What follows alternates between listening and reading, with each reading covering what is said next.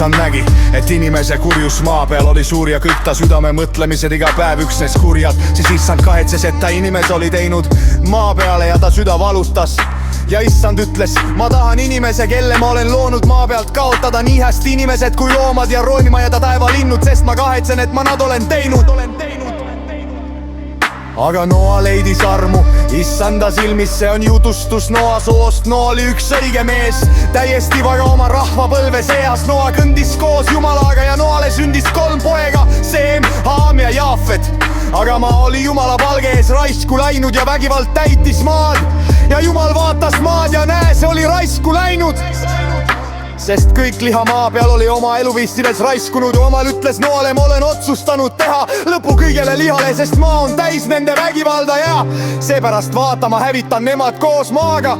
Tee enesele laev kohveripuust, laev tee kambritega ja pigita seda seest ning väljast maapigiga ja tee see nõndaviisi, laeva pikkus olgu 300 küünart, laius 50 küünart ja kõrgus 30 küünart. Valmista see küüramõrdu järgi, tee laevale katus peale ja tee uks laeva küljesse. Tee sellele alumine, keskmine ja ülemine lagi, sest vaata, ma saadan veopuduse maa peale ja hävitan taevalt kõik liha, kus eluvaim sees on. Kõik, mis maa peal on, peab hinge heitma.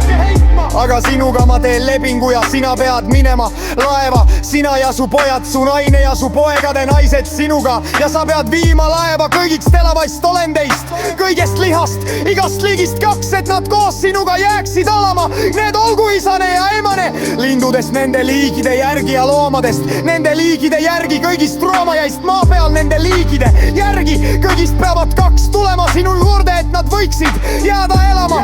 Ja sina võta enesele kõigest roust, mida süüakse ja kogu enese juurde, et see oleks toiduks sinule ja neile.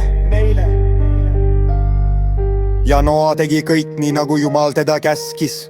Nõnda ta tegi.